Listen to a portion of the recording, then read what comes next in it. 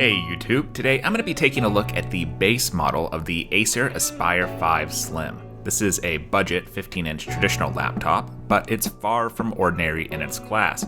The Aspire 5 Slim comes packing mid-range features like a full HD IPS display and a 128GB SSD at a decidedly budget price. MSRP is $399 US, though it is currently selling for $476 on Amazon. So with features that impress on paper, all that's left is to see how they do in the real world. Let's start with that full HD IPS display that sets it apart from most of the under $500 laptop crowd. The 15-inch screen of the Acer Aspire 5 Slim is far from perfect, but its strengths definitely outweigh its downsides. Let's start on the positive. Full HD is pretty much a perfect resolution for native scaling on a 15-inch display. Web browsing, document creation, spreadsheets, all are very comfortable, taking advantage of the extra space offered over a lower resolution budget laptop. Viewing angles are as excellent as they should be on an IPS display, allowing for a great off-center viewing experience. If this display has one failing, it's brightness.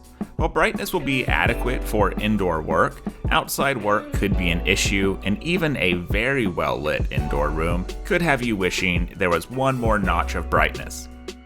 Getting back to the positives, the overall color reproduction is very good, if slightly muted, and I have to say that overall the screen is very pleasant to use. Big marks for this screen at this price. As a neat party trick, the screen does lean all the way back to 180 degrees, though I'm not sure how many people will use that feature on a laptop like this, especially since there's no touch, but it can be handy at times. Let's talk about the other half of the media consumption hardware, the speakers. These aim downward, and while they certainly get loud enough to make watching YouTube a decent enough experience, they're lacking definition across the board for more serious listening. Comparing the Aspire 5 Slim speakers to those of the 2016 Razer Blade Stealth, which I just conveniently have laying around, really highlights how much room for improvement there is.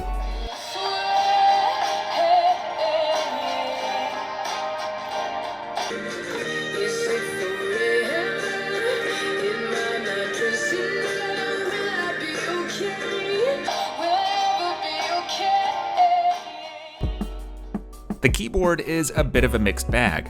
For the most part, the keyboard is very nicely spaced, easy to read, and provides a good, if slightly soft, typing experience.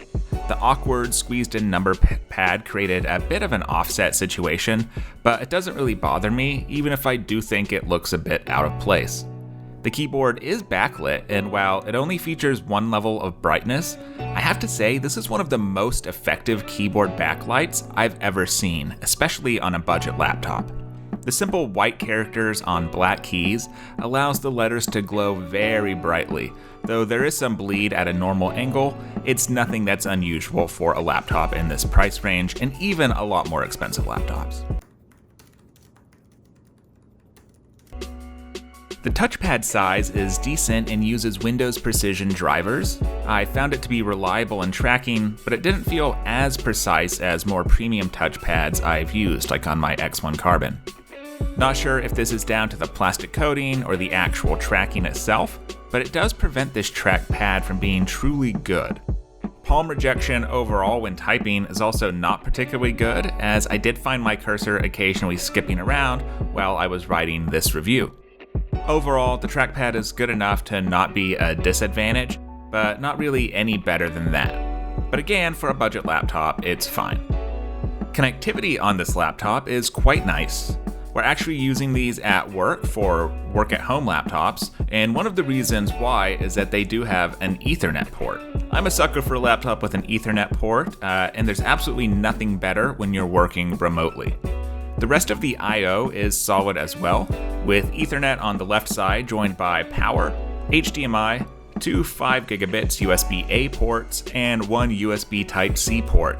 On the right side, we have a USB 2.0 port, perfectly well suited for a mouse and keyboard dongle, along with an audio jack.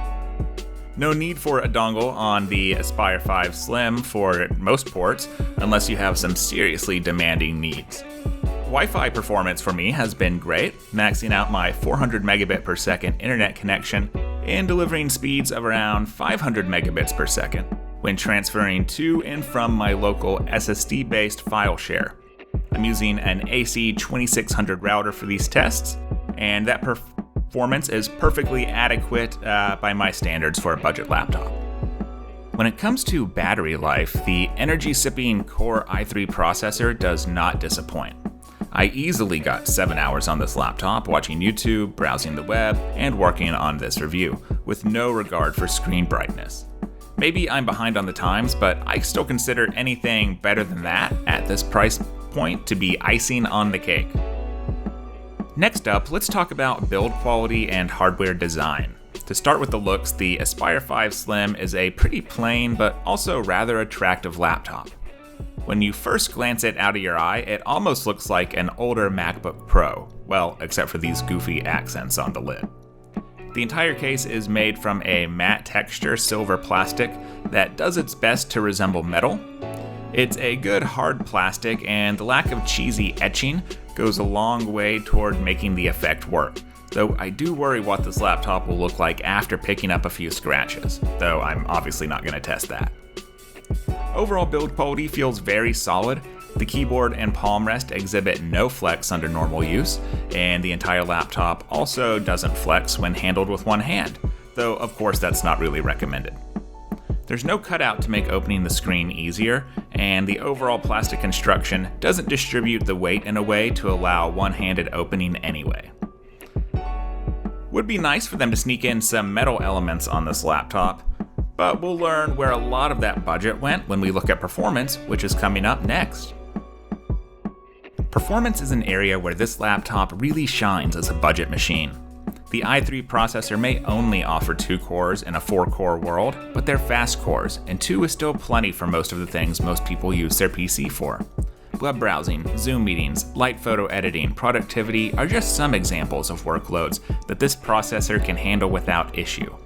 The fact that this budget laptop comes with a proper SSD rather than a slow hard drive or EMC storage is also a huge boost to performance. The 128GB size is definitely a limitation, but with more stuff on the cloud than ever, it's a worthy trade-off, and it can be upgraded down the road. This does include a 2.5-inch drive adapter as well, so you could even pop in a traditional hard drive for more storage, or an additional SSD in addition to the included one, which is pretty cool. Speaking of upgrades, this is an important sidebar in the discussion about the last big hardware aspect of performance, which is RAM. This laptop comes with 4GB of RAM out of the box, and I have to admit it's been several years since I've used a PC with 4GB of RAM on any sort of a serious basis, and I was expecting the worst coming into this. What I found was actually quite a bit better. Juggling 2 to 3 applications, including OneNote, PowerPoint, and Chrome with around 10 tabs, wasn't really a problem at all. Task Manager would show very high memory usage, but performance was still very responsive. Throwing Outlook into this mix did slow things down a bit, but the worst I ever really experienced was it taking a second or two for a tab to reload in Chrome. Performance was surprisingly good out of the box, and good news, just like the SSD, RAM is upgradable on this laptop. The included 4GB of RAM is soldered on, but there's a totally empty RAM slot just waiting for you to upgrade. This laptop can technically support 40 gigs of RAM total, but anything higher than 20 gigabytes, which would entail adding a single 16GB stick, seems like massive overkill. To round out performance, 4K YouTube playback appears perfectly smooth, and Rocket League is playable at lower frame rates and with the settings turned down. All in all, you're getting a lot of performance for a budget laptop. And that really says it all about the Acer Aspire 5 Slim. You're getting a lot of laptop for your money. The class-leading Full HD IPS display, the solid keyboard, the great battery life, the attractive sturdy design, and the solid and upgradable performance all make this a phenomenal new laptop for someone on a budget. Well, that's going to do it for this review. If you have any questions, feel free to post them, and I'll see what I can do. I am planning to compare this $470 brand new laptop to a $200 used laptop. So let me know if there's anything you'd specifically like to see in that comparison. Anyway, thank you for watching and have a great day.